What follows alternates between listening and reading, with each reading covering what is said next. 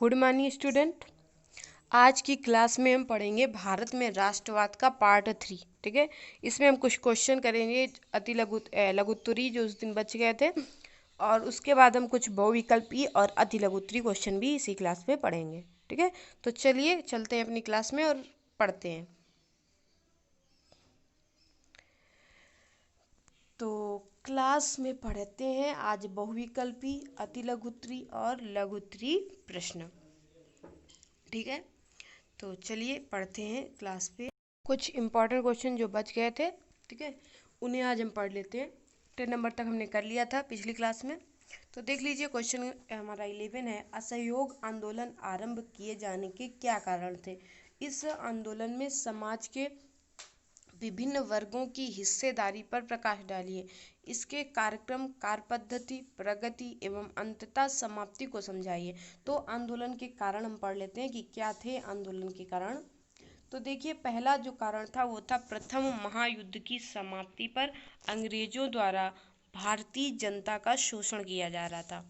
दूसरा कारण था अंग्रेजों द्वारा स्वराज प्रदान करने से मुकर जाना। ठीक है, तीसरा कारण था रॉलेट एक्ट का पारित होना। चौथा कारण था जलियांवाला हत्याकांड हो गया था। और पांचवा कारण था कलकत्ता अधिवेशन में 1920 में कांग्रेस द्वारा असहयोग आंदोलन का प्रस्ताव बहुमत से पारित हो जाना। ठीक है, ये मुख्य कारण थे जिसके कारण जो असहयोग आंदोलन था वो आरंभ हुआ था। अगला, अब इसमें किस वर्गों ने हिस्सेदारी ली उसके बारे में पढ़ लेते हैं। तो देख लीजिए, किस वर्गों ने, विभिन्न वर्गों की हिस्सेदारी जो थी उसके बारे में पढ़ते हैं। तो देख लीजिए, शहरों में आंदोलन हुआ, शहरों के लोगों ने भी उसमें भाग लिया। ग्रामीण इलाकों में भी विद्रोह हुआ, मतलब ग्रामीण इलाकों के लोगों ने भी इसमें भाग लिया था। आदिवासी क्षेत्रों में भी विद्रोह हुआ। ठीक है, तो आदिवासियों ने भी इसमें भाग लिया था। और बागवानों में स्वराज की मांग की गई। तो इस तरह चाय के बागानों में स्वराज की मांग की गई, तो उन्होंने भी इस विद्रोह में हिस्सेदारी ली। अब उनकी कार्य पद्धति और प्रगति को हम देख लेते हैं। तो देख लिए, कार्य और पद्धति और प्रगति के बारे में देखें तो पहला था चरणबद्ध योजना प्रक्रिया थी। प्रथम चरण सरकारी पदवियों, नौकरियों, सेना, पुलिस, स्कूलों, विद्यार्थियों, परिषदों व विदेशी वस्तुओं का त्याग। दूसरा चरण व्यापक स्तर पर सविनय अवज्ञा आंदोलन का प्रारंभ होना शामिल था। समाप्ति की बात करते हैं तो गांधी जी द्वारा चौरी चौरा में हिंसक घटना के फलस्वरूप आंदोलन वापस ले लिया गया था। ये समाप्ति का कारण था। ठीक है, चलिए अगले क्वेश्चन को पढ़ लेते हैं। तो अगला क्वेश्चन था हमारा 12 नंबर क्वेश्चन था हमारा, सक्रिय राजनीति में भाग लेने से पूर्व गांधी जी ने किन किन स्थानों पर सत्याग्रह आंदोलन किए और इनके प्रारंभ होने के क्या कारण थे। तो पहले जो गांधी जी ने भाग लिया था वो लिया था 1916 में चंपारण सत्याग्रह, नील की खेती करने वाले किसानों के पक्ष में। दूसरा, खेड़ा सत्याग्रह में भाग लिया था 1917 में किसानों को लगान में छूट दिलवाने के लिए। और तीसरा भाग लिया था अहमदाबाद में मील मजदूर, ठीक है, जो हुआ था 1918 में। इन तीनों आंदोलनों में गांधी जी ने सक्रिय भूमिका निभाई थी और सत्याग्रह आंदोलन इसमें किया था। चलिए 30 नंबर क्वेश्चन पढ़ लेते हैं। 30 नंबर क्वेश्चन था, प्रथम विश्व युद्ध के एक नई आर्थिक व राजनीतिक स्थिति पैदा कर दी थी। प्रथम विश्व युद्ध ने समीक्षा कीजिए किस तरह से ये पैदा हुई थी। तो देखिए, प्रथम विश्व युद्ध के उपरांत जब हो गया था वो, तो स्वराज देने का जो वचन अंग्रेजों ने किया था वो उससे वो उससे मुकर गए थे, उन्होंने उसे नहीं माना। ठीक है, और दूसरा कारण था आर्थिक स्थिति दयनीय, बेरोजगारी व बेकारी से मजदूर, शिल्पकार आदि सभी ग्रसित थे। तो इस कारण भी वो क्या कर रहे थे, उनको लग रहा था कि हम लोग भी, अब हमारी आर्थिक स्थिति भी दयनीय ना होकर बल्कि सुधार हो जाए। ठीक है, तीसरा कारण था कि युद्ध ने राष्ट्रीयता के भाव जागृत किए। जब वो युद्ध करके आए प्रथम विश्व युद्ध, तो उन्होंने सोचा कि इसी तरह से हम युद्ध करके एकजुट होकर के कर सकते हैं, मतलब ये युद्ध कर सकते हैं, यहाँ पर भी अंग्रेजों से भी लड़ सकते हैं। तो उनमें राष्ट्रीयता के भाव जागृत हुए और लोग दमनकारी और सरकार के विरुद्ध एकजुट हो गए। ठीक है, ये कारण थे। ठीक है, तो चलिए आगे 14 नंबर क्वेश्चन पढ़ लेते हैं। 14 नंबर क्वेश्चन मतलब 17 है, ठीक है। कुछ क्वेश्चन इंपॉर्टेंट नहीं थे जो दोबारा आए थे, इसलिए उनको हटा दिया गया, ठीक है। तो देखिए 17 नंबर क्वेश्चन हमारा है, भारत में राष्ट्रवाद की भावना पनपने में किन कारकों का योगदान था? राष्ट्रवाद के विकास का विश्व पर क्या प्रभाव पड़ा? तो देखिए साहित्य पहला प्रभाव था, साहित्य, लोक कथाओं, गीतों व चित्रों के माध्यम से राष्ट्रवाद का प्रसार होने लगा। सभी गीतवान बंदे जैसे वंदे मातरम, इस तरह से गीत बनाए जाने लगे और उससे जो प्रसार प्रसार होने लगा राष्ट्रवाद का, ठीक है। और दूसरा, भारत माता की जो छवि है वो रूप लेने लगी। सभी ने भारत माँ की जो फोटो तस्वीरें जगह जगह पे लगानी स्टार्ट कर दी और वो रूप लेने लगी। तीसरा, लोक कथाओं द्वारा राष्ट्रीय पहचान करने लगे, लोक कथाएं चालू हो गई। और चौथा नंबर था, चिन्हों प्रतीकों के प्रति जागरूकता उत्पन्न कर दी गई, जिसमें झंडा हमारा था, तो झंडा उसी समय का है, ठीक है। झंडे को रूप दिया गया और उनको चिन्ह और प्रतीक उसमें लगाए गए। इनके माध्यम से भी राष्ट्रवाद का जो विचार हुआ वो जागृत हुआ और जागरूकता बढ़ गई लोगों में, ठीक है। पांचवा था, इतिहास की पुनः व्याख्या, ठीक है। इतिहास की पुनः व्याख्या भी की गई, ठीक है। ये सब राष्ट्रवाद के भारत में राष्ट्रवाद के कुछ बहुविकल्पी प्रश्न भी पढ़ लेते हैं, ठीक है। तो ये बहुविकल्पी प्रश्न है, 1 नंबर का आता है। तो देखिए पहला क्वेश्चन क्या है हमारा। पहला क्वेश्चन है, भारतीय राष्ट्रीय कांग्रेस की स्थापना कब हुई थी? आपको 4 ऑप्शन दिए गए हैं, इनमें से सही ऑप्शन नीचे दिया हुआ है। तो भारतीय राष्ट्रीय कांग्रेस की स्थापना कब हुई थी? 1885 ईस्वी में हुई थी, ठीक है। तो भारतीय राष्ट्रीय कांग्रेस की स्थापना कब हुई थी? 1885 में। 1 नंबर क्वेश्चन आता है, बहुविकल्पी क्वेश्चन आता है। दूसरा क्वेश्चन देखिए, भारतीय राष्ट्रीय कांग्रेस के पहले अध्यक्ष कौन थे? तो भारतीय राष्ट्रीय कांग्रेस के पहले अध्यक्ष कौन थे? व्योमेश चंद्र बनर्जी। इस तरह से 4 ऑप्शन होंगे, उनमें आपको छांटना होगा। तो उसमें से तीसरा ऑप्शन हमारा है कौन सा? व्योमेश चंद्र चटर्जी। तीसरा क्वेश्चन है, 1922 में महात्मा गांधी ने असहयोग आंदोलन क्यों वापस ले लिया था? तो कारण था चौरी चौरा में हिंसात्मक घटना के कारण महात्मा गांधी ने 1922 में असहयोग आंदोलन वापस ले लिया था, ठीक है। चौथे क्वेश्चन पे चलते हैं। चौथा क्वेश्चन है, हिंद स्वराज नामक पुस्तक की रचना किसके द्वारा की गई थी? तो देखिए हिंद स्वराज नामक जो पुस्तक थी उसकी जो रचना की गई थी वो महात्मा गांधी के द्वारा की गई थी, ठीक है। महात्मा गांधी ने हिंद स्वराज नामक पुस्तक की रचना की थी। मुस्लिम लीग की स्थापना कब हुई थी? तो मुस्लिम लीग की जो स्थापना हुई थी वो हुई थी 1906 ईस्वी में। किस सन में हुई थी? 1906 ईस्वी में। प्रश्न नंबर 6 पे चलते हैं। तो इसमें लिखा हुआ है, गांधी ने किस वर्ष बिहार के चंपारण इलाके का दौरा किया? बिहार के चंपारण इलाके का दौरा किया था। तो गांधी जी ने दौरा किया था किस सन में? 1917 ईस्वी में बिहार के चंपारण इलाके का दौरा किया था। अगला क्वेश्चन है 7 नंबर, असहयोग खिलाफत आंदोलन कब शुरू हुआ था? तो ये जो असहयोग खिलाफत आंदोलन चालू हुआ था ये चालू हुआ था 1920 ईस्वी में। किस सन में स्टार्ट हुआ था? 1920 ईस्वी में। अगला क्वेश्चन हमारा है, असहयोग आंदोलन के दौरान अवध में किसानों का नेतृत्व किसने किया था? तो अवध में जो किसानों का नेतृत्व किया गया था वो किया गया था बाबा रामचंद्र के द्वारा।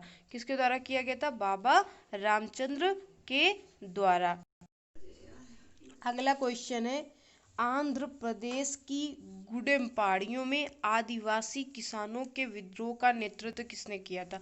तो आंध्र प्रदेश की गुडेम पहाड़ियों में आदिवासी किसानों के विद्रोह का नेतृत्व किया था अल्लूरी सीताराम राजू ने, जिन्हें बाद में फांसी भी दे दी गई थी, ठीक है। 1924 ईस्वी में कल पढ़ाया गया था, ठीक है। तो आंध्र प्रदेश की गुडेम पहाड़ियों में आदिवासी किसानों के नेतृत्व किसने किया था?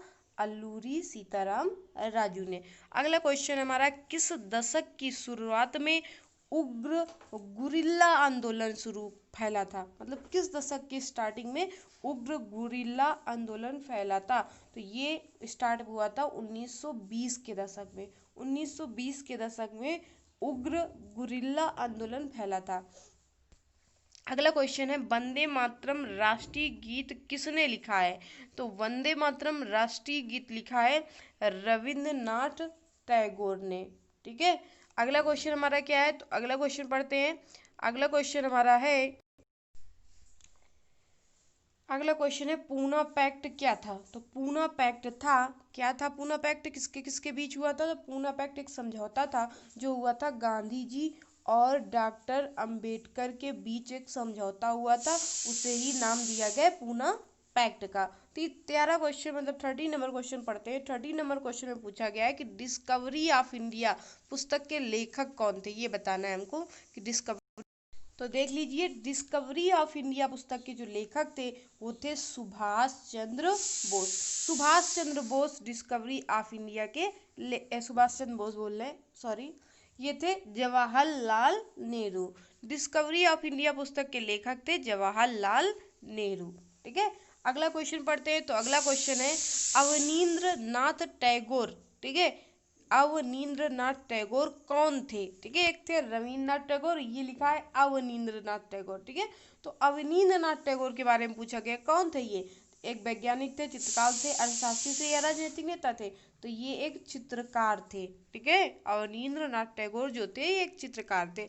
अगली पुस्तक है, पूछा गया है कि the folklores of southern India किसने लिखी थी? तो ये किस लिखे थी, किसने? The folklores of southern India. The folklores of southern India किसने लिखी थी? ये लिखी थी अवनींद्रनाथ टैगोर ने। किसने लिखी थी? अवनींद्रनाथ टैगोर में। अगला क्वेश्चन है हमारा, सन 1929 में किस शहर में हिंदुस्तान सोशलिस्ट रिपब्लिकन आर्मी की स्थापना की गई थी? तो ये की गई थी 1929 ईस्वी में हिंदुस्तान सोशलिस्ट रिपब्लिकन आर्मी की जो स्थापना की गई थी ये की गई थी दिल्ली में। कहाँ पे की गई थी? दिल्ली में। ठीक है, अगला क्वेश्चन हमारा क्या है? तो देखिए अगला क्वेश्चन हमारा है, अगला क्वेश्चन हमारे पास है कि the folklores of southern India, अभी आपने पढ़ा किसने लिखा था? तो ये पुस्तक थी अवनींद्रनाथ टैगोर की।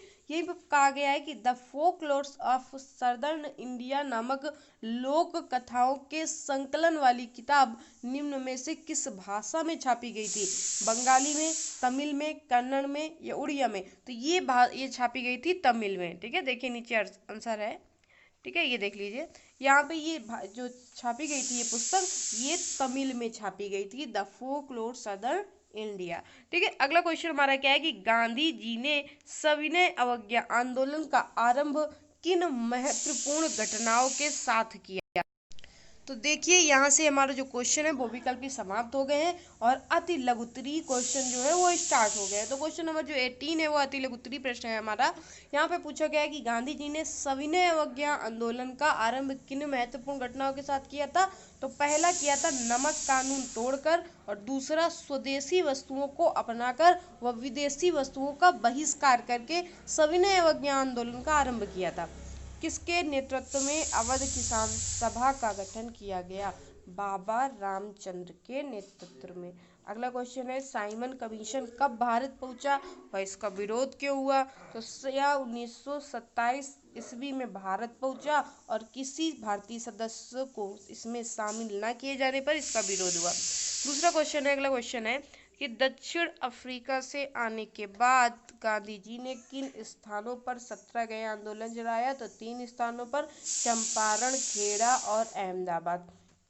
अगला क्वेश्चन है भारत की नटेशा शास्त्री ने तमिल की किस विशाल संकलन की 4 खंडों में प्रकाशित किया है? ठीक है, तो द फोक लोर्स तमिल पुस्तक को किस विशाल संकलन की 4 खंडों में प्रकाशित किया है?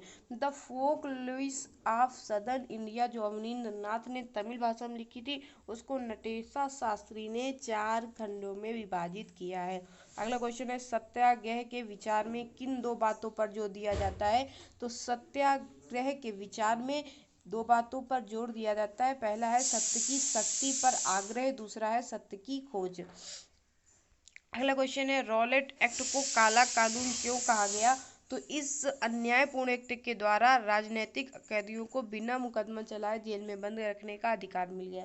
अगला क्वेश्चन, वंदे मातरम गीत कब और किसने लिखा, इसमें किसका गुणगान किया गया? तो 1870 ईस्वी में बंकिम चंद्र चटर्जी ने लिखा, इसमें भारत माता का गुणगान किया गया। अगला क्वेश्चन है, ब्रिटिश सरकार ने 1857 के पश्चात प्रेस की स्वतंत्रता पर प्रतिबंध क्यों लगा दिया? भारतीय समाचार पत्रों द्वारा राष्ट्रवाद को बढ़ावा देने के कारण उसमें स्वतंत्रता का पर प्रतिबंध लगा दिया गया। ठीक है, चलिए अगला क्वेश्चन हमारा कौन सा है? तो अगला क्वेश्चन हमारा 27 नंबर क्वेश्चन क्या है? भारतीय राष्ट्रीय कांग्रेस की स्थापना कब हुई और कहाँ हुई थी? तो भारतीय राष्ट्रीय कांग्रेस की स्थापना 1885 ईस्वी में, ठीक है, कलकत्ता में हुई थी। यहाँ पे कलकत्ता नहीं है, लिख लीजिएगा। आगे का पूछा गया है कि भारतीय राष्ट्रीय कांग्रेस के पहले अध्यक्ष कौन थे? तो भारतीय राष्ट्रीय कांग्रेस के पहले अध्यक्ष व्योमेश चंद्र चटर्जी थे। 1922 में महात्मा गांधी ने असहयोग आंदोलन क्यों वापस लिया? चौरी चौरा में हिंसात्मक घटना के कारण। हिंद स्वराज नामक पुस्तक की रचना महात्मा गांधी के द्वारा की गई। मुस्लिम लीग की स्थापना 1906 में की गई। आगे, गांधी जी ने किस वर्ष बिहार के चंपारण इलाके का दौरा किया? तो 1917 ईस्वी में बिहार के चंपारण इलाके का दौरा किया था। दूसरा क्वेश्चन हमारा है, असहयोग व खिलाफत आंदोलन कब शुरू हुआ? तो असहयोग और खिलाफत आंदोलन 1920 में स्टार्ट हुआ था। 34 क्वेश्चन है हमारा, असहयोग आंदोलन के दौरान अवध में किसानों का नेतृत्व किसने किया? तो असहयोग आंदोलन के दौरान अवध में किसानों का जो नेतृत्व था वो किया था बाबा रामचंद्र ने। अगला क्वेश्चन है हमारा 35, आंध्र प्रदेश की गुड्डम पहाड़ियों में आदिवासी किसानों के विद्रोह का नेतृत्व किसने किया था? तो किया था अल्लूरी सीताराम राजू ने। किस दशक की शुरुआत में उग्र गुरिल्ला आंदोलन फैला था? तो 1920 के दशक में उग्र गुरिल्ला आंदोलन फैला था। पूना पैक्ट किनके बीच हुआ था? डॉक्टर अंबेडकर और गांधी जी के बीच में। डिस्कवरी ऑफ इंडिया पुस्तक के लेखक कौन थे? जवाहरलाल नेहरू। अवनींद्रनाथ टैगोर कौन थे? चित्रकार थे। अगला क्वेश्चन हमारा क्या है? तो अगला क्वेश्चन है, खिलाफत आंदोलन किसने शुरू किया था? खिलाफत आंदोलन अली भाइयों ने, मोहम्मद अली और शौकत अली ने स्टार्ट किया था। साइमन कमीशन भारत कब पहुंचा? साइमन कमीशन भारत 1928 में पहुंचा था। ठीक है, तो ये हमारे कुछ अतिलघु उत्तरीय और बहुविकल्पी प्रश्न थे, जिसमें कुछ क्वेश्चन रिपीट भी हो गए हैं। बहुविकल्पी में थे और अतिलघु उत्तरीय में वो क्वेश्चन है। तो चलिए, यहीं से आज की जो हमारी क्लास होती है वो फिनिश होती है।